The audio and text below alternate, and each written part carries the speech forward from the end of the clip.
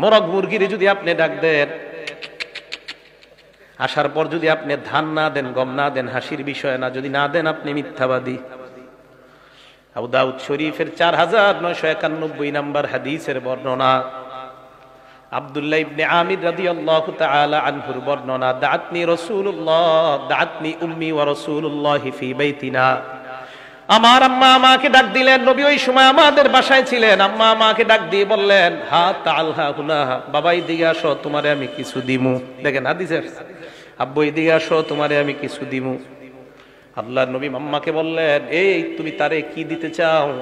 ওই মহিলা জবাব দিলেন, উতিহি তামারুন ইয়া রাসূলুল্লাহ, আমি আমার ছেলেটাকে খেজুর দিব।